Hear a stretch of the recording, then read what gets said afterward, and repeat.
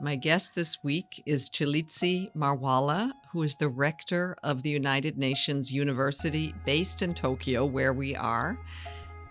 Welcome. It's really great to be doing this interview with you here at United Nations University headquarters. No, thank you very much, Melissa, and thank you very much for coming to Tokyo. Tokyo is a fascinating city, of course, one of the biggest cities in the world, and we are glad you are here. You are from South Africa, where I understand you grew up in a small rural village. Can you describe where you were born? I was born in the part of South Africa called Venda. And Venda is the little part of South Africa that is north of the Tropic of Capricorn. Mm. So South Africa is maybe 95% south of the Tropic of Capricorn. So I was born in that part of the world. I grew up in the village called Dutuni. I love going there. I love the energy. I love the people. What did it look like, this village? Well, I always say that I lived in a period of transition, because Venda was almost an isolated place.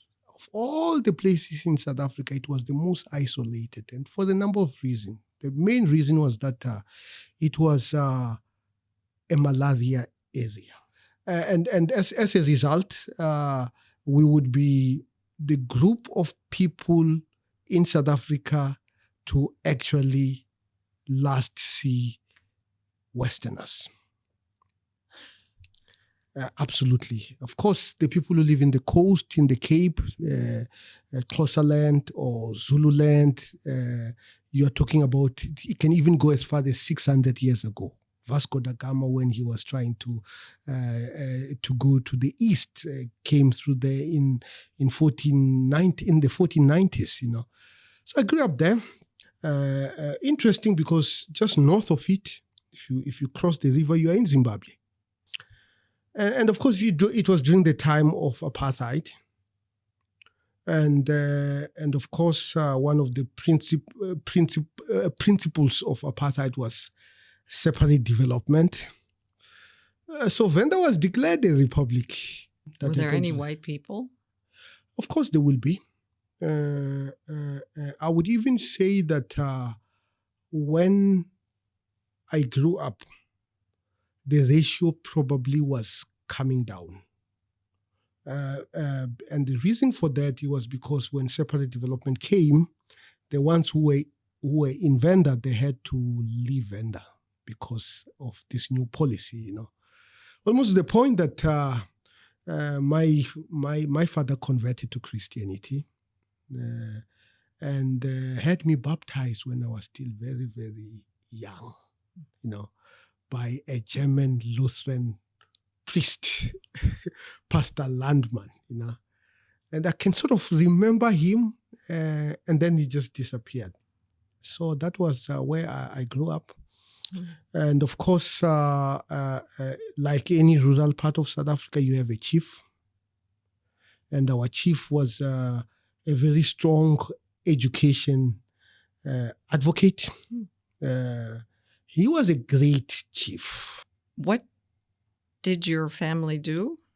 Well, my father was a teacher, a maths teacher who was absolutely very, very crucial pillar of our community. The first generation in his family to actually go to school, which was very, very good. And my mother took care of us. So you had a chief who really cared about education. Your dad was a teacher.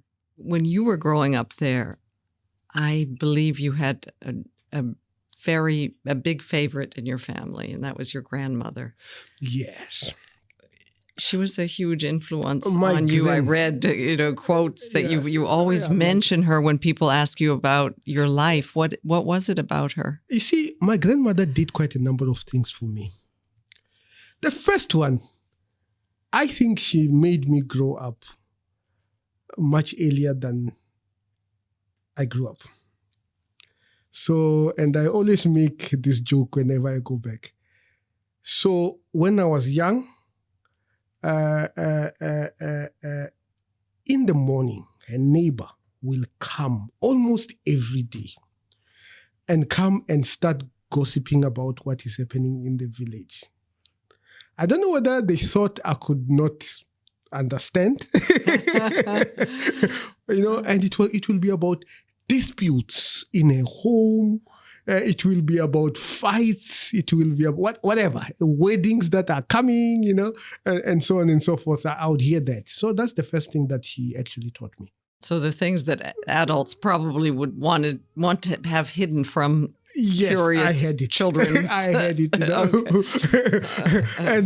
And I can even remember her voice. This neighbor who used to come. The first thing that she starts with is, "Have you heard?" And in my language you say "wozifa." Everything. When she arrives, "Have you heard?" And then she will start, and there will be a long story and so on and so forth about, maybe disputes in a family and so on. So I was young.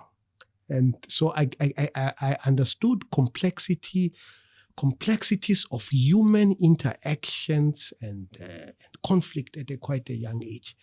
And the second thing, she really taught me about how to connect with nature. She used to make clay pots, and I would accompany her to the river to collect clay. Clay is almost always next to the river. Mm-hmm. She'll come back. She'll form this very beautiful pot by hand. And then she will put it in the sun so that it can dry. She'll put it in the furnace so that it is absolutely strong. And after that, she will knock each pot. And she will listen to it very, very carefully. With her finger, she would knock on it. No. Uh-huh. And then she will say, "This is a good pot. This is a bad pot. This is a good pot. If it rings for a long time, it's a good pot." I go to Cleveland, Ohio as an undergraduate mechanical engineering student. I take a course called dynamics. And in dynamics, you learn about vibration. And the teacher who taught me was Professor Joe Prohl, an old American gentleman. And then, of course, he teaches us about damping. Same thing. If you knock an object and it rings for a long time, it has a low damping coefficient. If it rings for a short time, it has a high damping coefficient. And of course, now that I understand engineering, the reason why the one that rings for a short time is not a good pot is because there might be things trapped inside. It might be even fluid. It might even be things that are not supposed to be in the pot.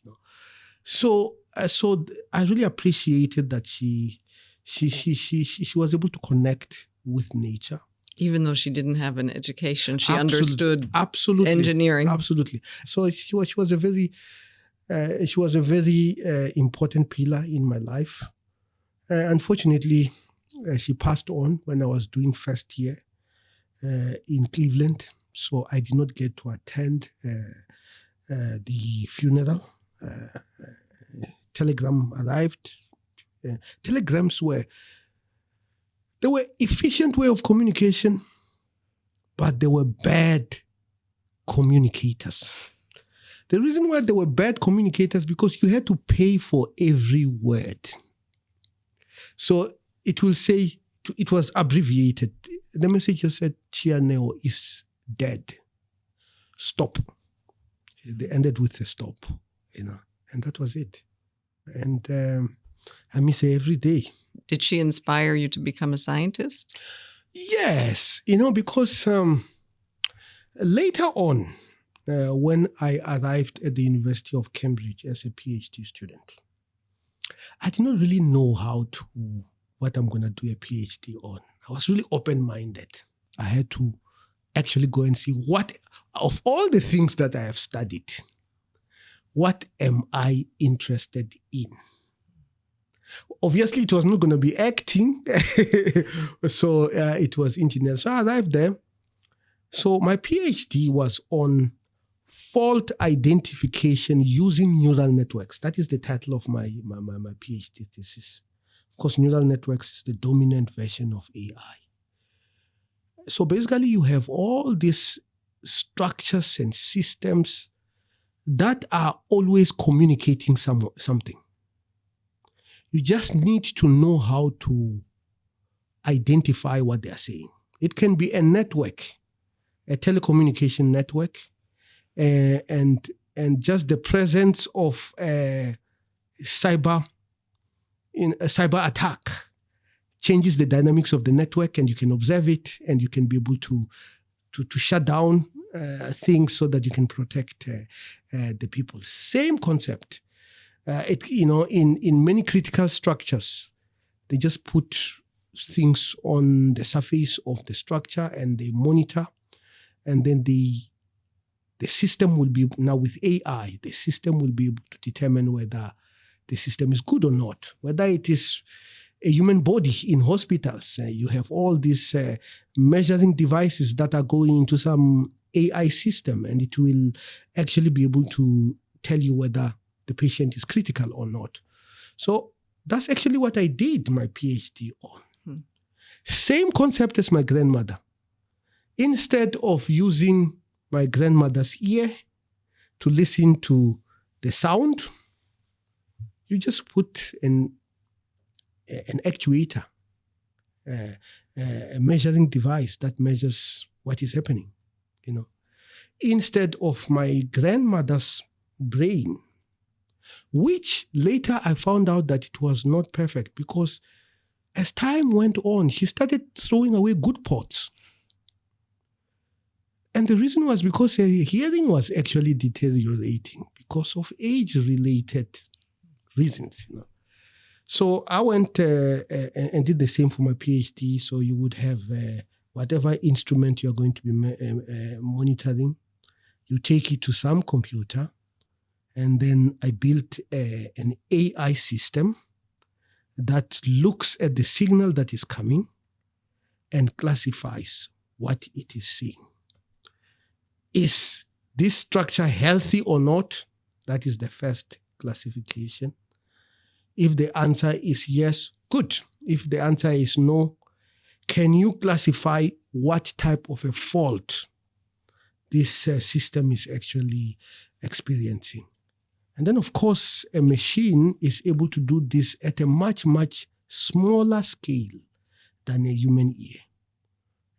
And an AI system is able to understand not just one signal, but 1,000 signals, because all you need is just the computational power. So that was quite, that is a direct link to my grandmother and ultimately to my PhD thesis. So this is quite a journey from being a small rural village boy with no technology to be getting your PhD in AI. I mean, just taking you back, you must have studied really hard, because I understand that when you were 18, you won South Africa's National Youth Science Olympiad. Yes.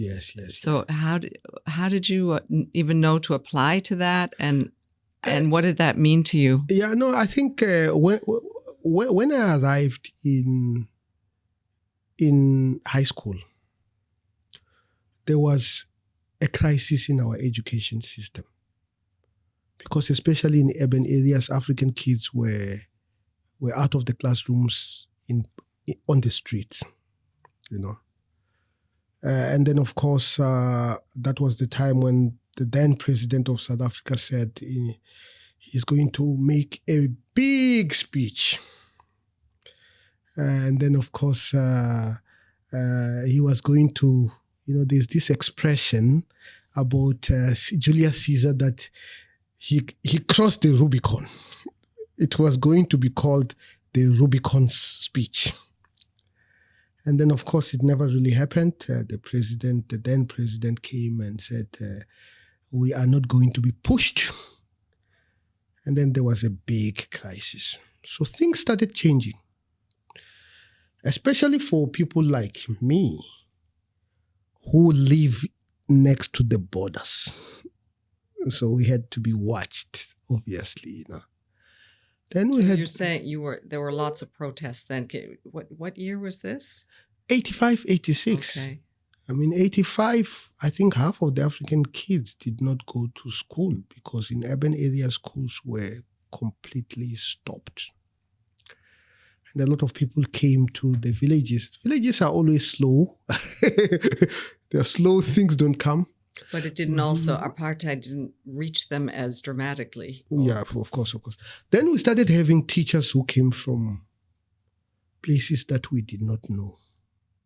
From India, from the Philippines, and also conscripted young Afrikaans boys and English boys coming to become our teachers, Why was that? Well, I mean, the only way I can explain it is that we lived in the border, so we needed to be, borders had to be secured. And if you have opposing forces, the borders are the big risk areas. But also, it was clear that times have changed, and things needs to change. So all of a sudden, we had all these teachers. So the school, one of the things that was introduced was that we will start writing the Science Olympiad. So I wrote the Science Olympiad. And then as I was told that I was going to go and that as a result, I'm going to attend a science conference in Johannesburg. I was really, really happy. It was my first time going to Johannesburg. I'm really a rural boy. It was my first time going to Johannesburg. They said, you're going to be in Johannesburg for a week. And then you are going to go to the United Kingdom for 2 weeks. Yeah. You must have been excited. Really excited, and then, of course, I had to go and apply for the passport. And I went to the United Kingdom. And there were a number of things that were defining. The first thing that was defining was that at that conference, there were delegates from East Germany and West Germany representing 2 different countries. And this must have been like 3 weeks before the fall of the Berlin Wall. So this was in 1989. Yes. Literally, when the Berlin Wall fell, maybe 3 weeks back, I was in the room with people from 2 different countries, East Germany and West Germany. Interesting, Now I often wonder, did they know what was going on? Did they know that the wall was going to come down? And then, of course, the conference was done at a college in South Kensington called Imperial College. Little did I know that that will be the first place I will start my academic career after my PhD. One of the sessions that we had at that conference was a session on what are the technologies that are going to change the future. It was not AI. No. It was superconductivity. Okay, well, we're going to get into that because I know what you'll say is the technology of the future and the present, because you went on to study it, but you ended up going to the U.S. first, didn't you? Yeah, my first degree was in the U.S. When I was in England, I quite liked the international vibe of London. I really liked it. I loved it. I loved the energy. I loved the freedom. And the first time I arrived at Trafalgar Square, because there was a South African embassy, we went to the South African embassy. And at that time, there used to be 24-hour protests outside South African embassy. The freedom was just something that I had never actually been exposed to. The freedom to express oneself politically. Well, I think it is, of course, that is a very important part of freedom. But there is another form of freedom. And I don't want to be controversial. If I go home, there are certain elements that I feel I am not free. There's a certain level of expectation on how you talk and what you do and so on and so forth, And sometimes people, especially people who live in liberal democracies, don't understand how much sometimes just norms restrict you quite a great deal, There are just certain things that I could never say to my father. You mean community norms? Yeah. There were certain rules and there's just something. Etiquette. Whenever my father was saying something that I knew was not correct, my biggest problem was, how am I going to frame it in such a way that he does not think I'm saying he's wrong, but he knows he's wrong. Of course, that gives you the ability to be creative. I think that would be a useful method anywhere. Exactly. So the first thing was when young people would stand up to the lecturers and say, "I don't think you are right." It's a very important component of productivity. I studied in Ohio. It was very close to your university at Case Western. I went to Oberlin. It was so cold in the winter. Yes. Coming from South Africa, how did you? That must have been a shock. You were a young yes first time in the U.S., but in the middle of absolutely Cleveland. You see, I had never really seen snow. South Africa has snow, of course. Lesotho, you can even ski because it is sometimes 3,000 meters above sea level. You go to the Drakensberg, it snows. Johannesburg snows once every 10 years. One day, not heavy snow, But at our place, it does not snow. But we have a word for snow. So my people have seen snow somewhere. Otherwise, they would not invent. Snow is called mahada. So they would not have invented the word. So there is snow. But when I arrived at Cleveland, it was when you just wake up in the morning and there is snow. Bit of a shock. And then, of course, what I really appreciated was the multidisciplinary educational experience. You were away from South Africa during a very critical point in history. By the time you graduated, the apartheid system had been dismantled. Yes. What did that feel like for you? When I went back, I was in the United States for 3 years without going back to South Africa. And there was election in 1994. And me and a friend of mine from Oregon, a gentleman called Brian, said, let's go and do a tour in Southern Africa. So we arrived in South Africa not too long after the election. The election was Freedom Day is 27 April. So after May, we were in South Africa. So it must have been like 3 weeks after we arrived there, But it must have been exhilarating. What did you think of Nelson Mandela? Yeah, it was absolutely. And by the way, I never really met Nelson Mandela directly. I never had a one-on-one with him. In fact, I can even say I met him once. So it was very, very nice. And then we arrived there, and then we realized that freedom is beautiful, but it's a very difficult journey. Democracy is a beautiful concept, but it's a very difficult journey. It's not an overnight thing.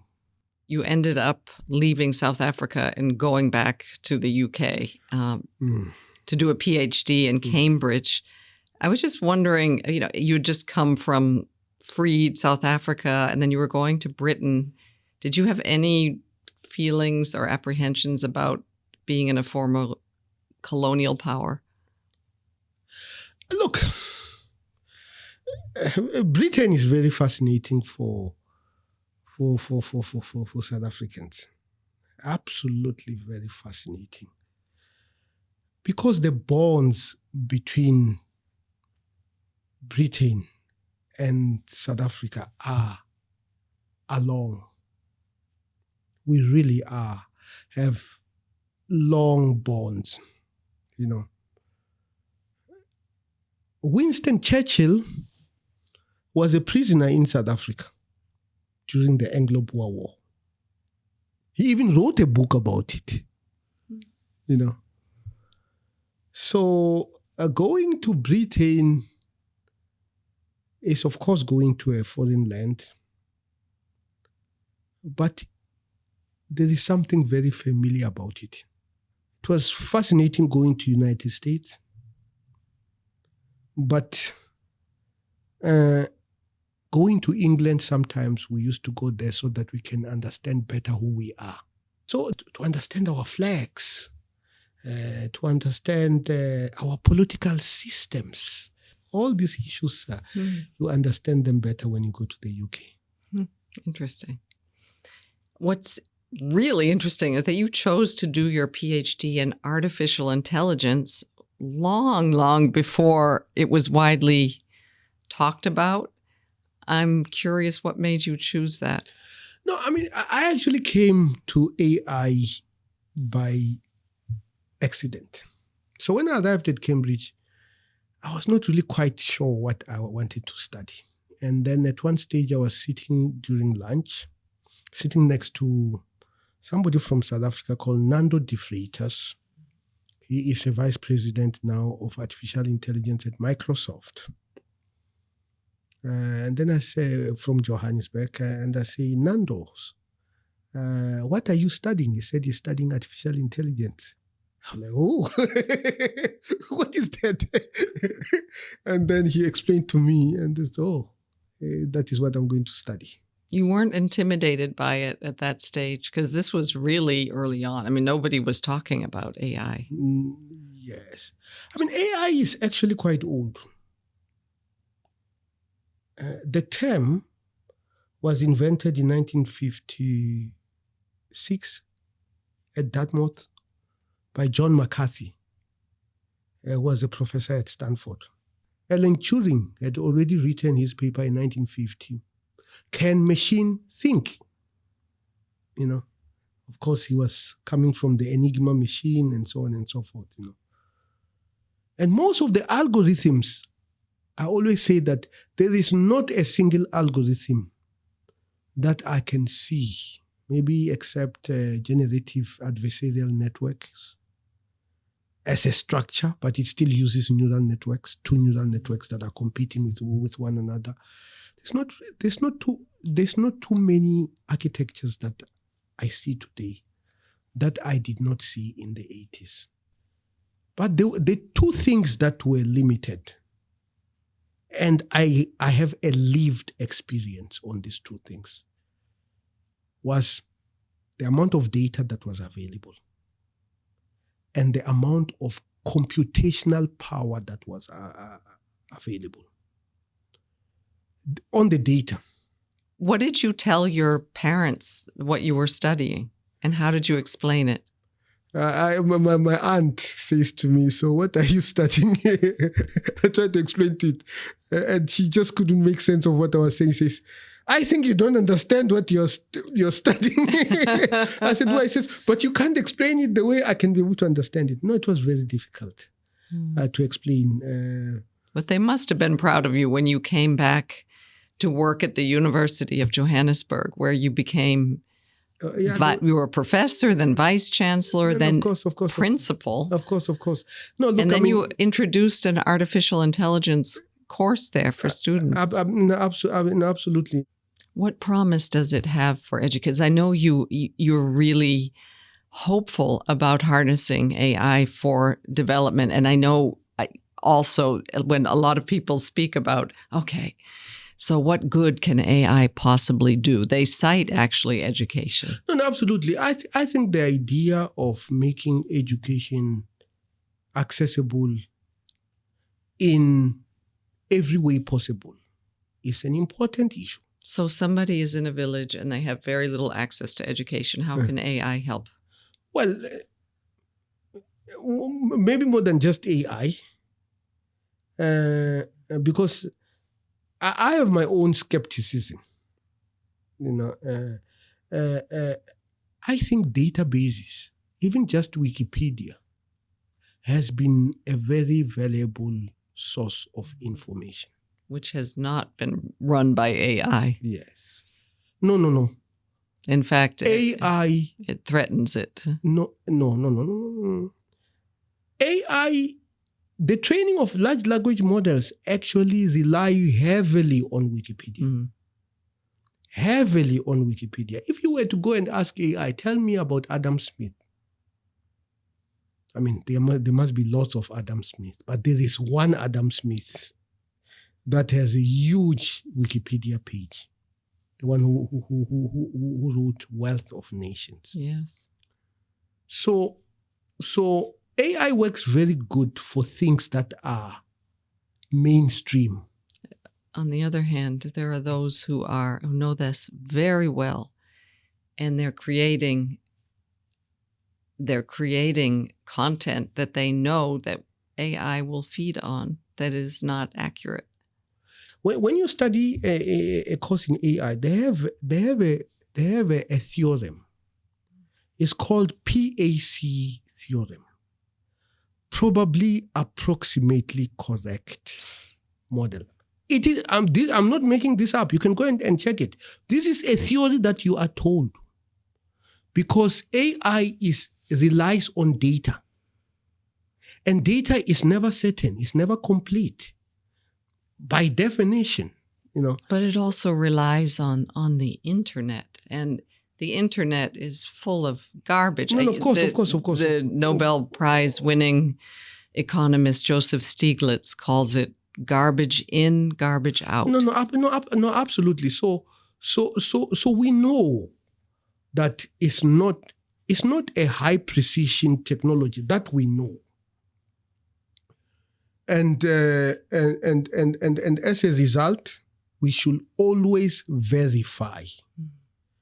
The idea of verifying what it tells us is extremely important. That is why AI literacy course is very important.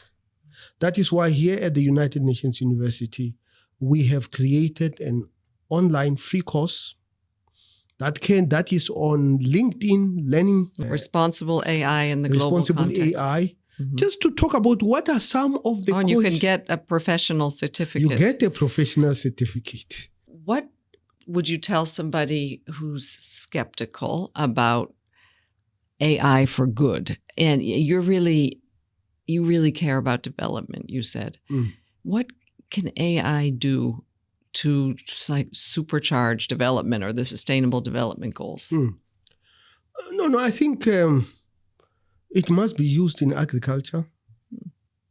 How? Like, for example, how to do soil analysis, and already we have technologies like that.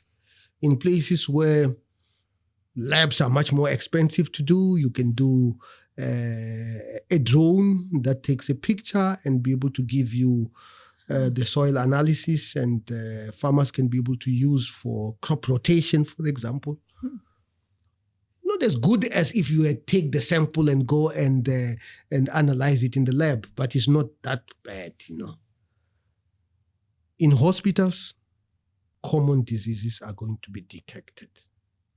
Very, very important. Breast cancer is a big deal especially in our country. And part of the reason is because they don't get to do mammograms. It's very expensive. There are techniques that can be able to detect, not as good as a mammogram, just electric conductivity, and taken to AI, and it is able to obviously assess the risk. Because it's not perfect, it will send a lot of people to a doctor.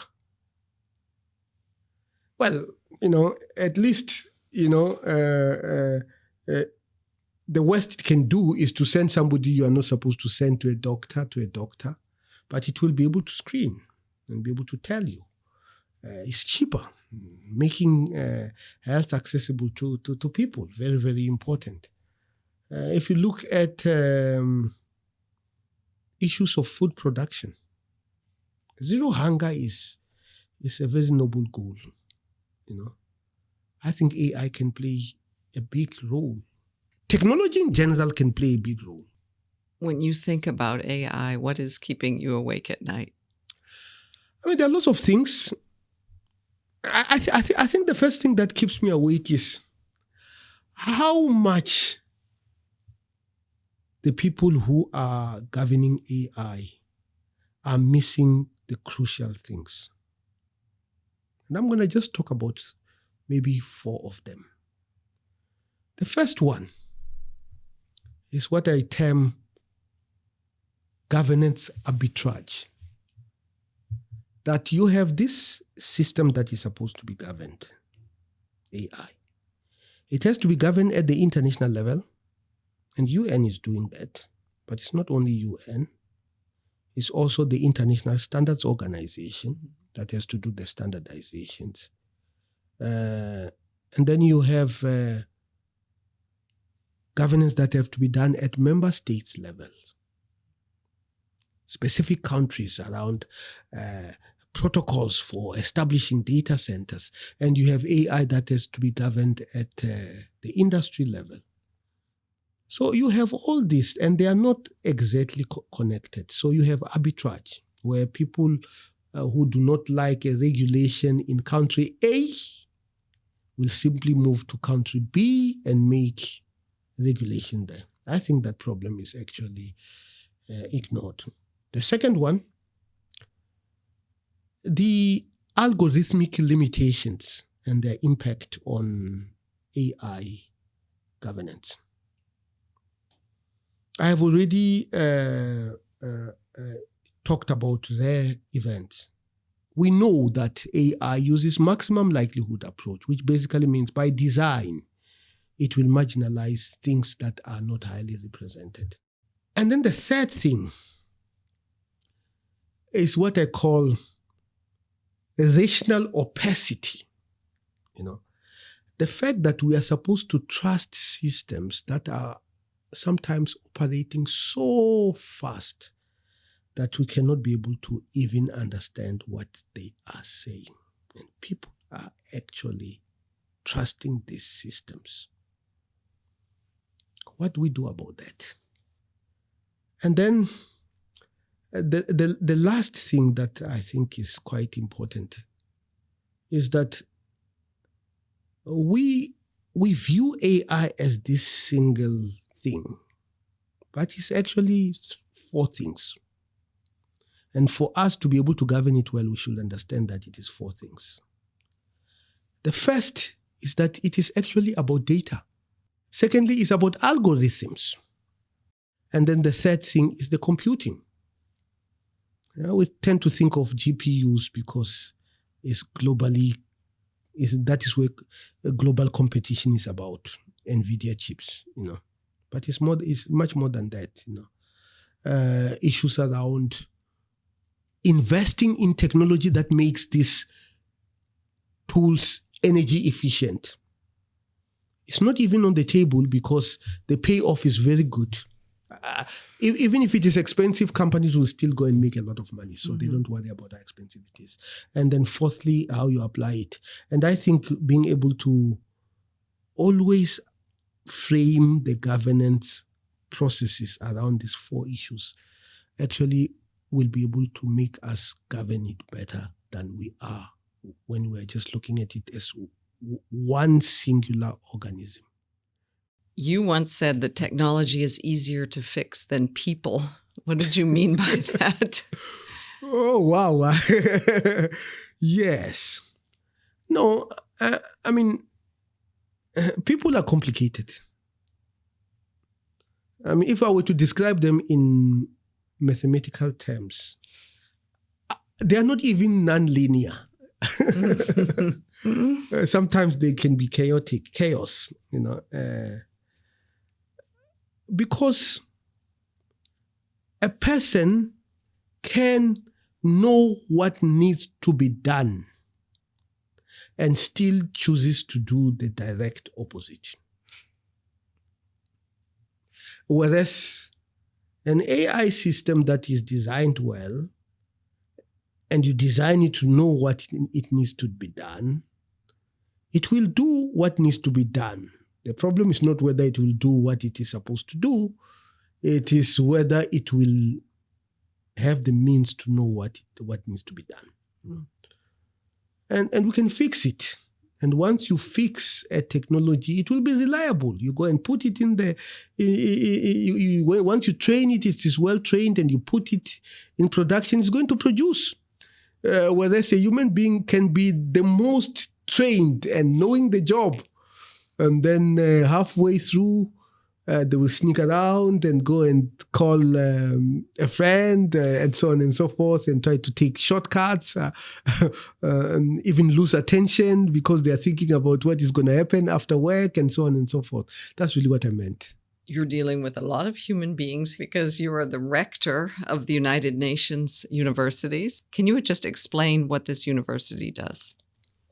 Well, the United Nations University is supposed to do two things.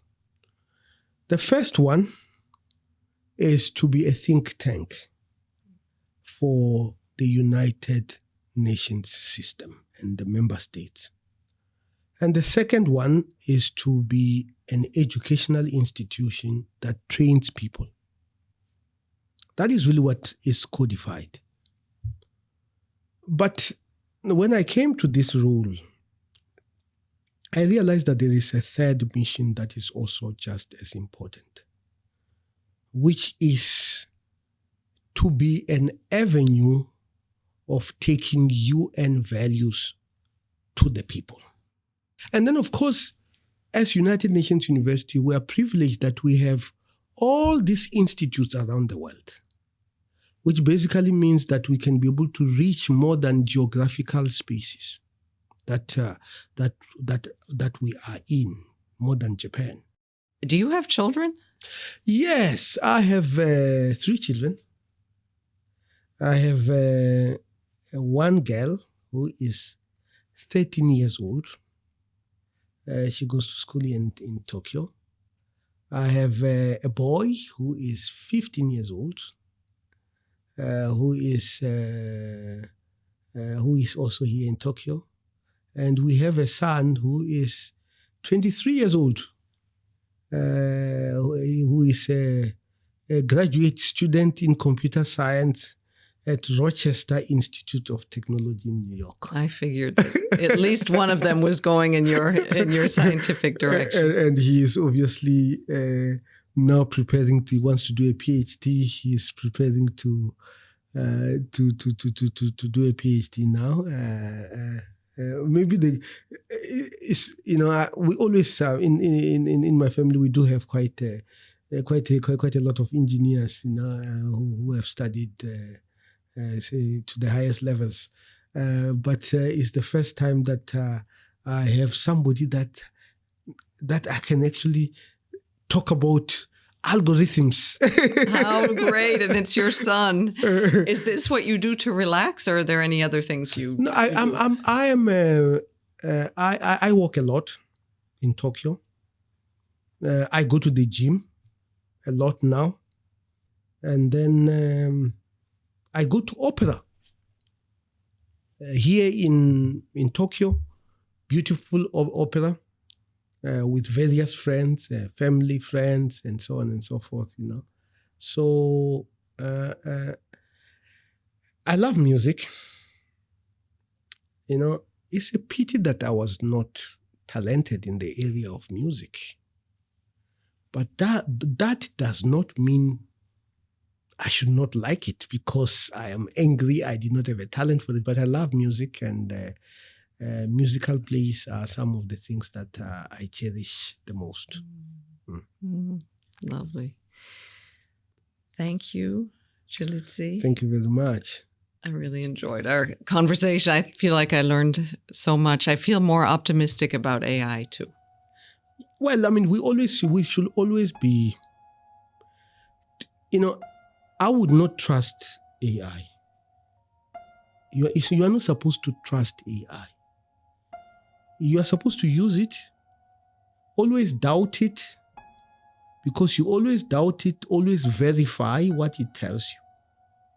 Cross-validate so that you can be able to use it responsibly.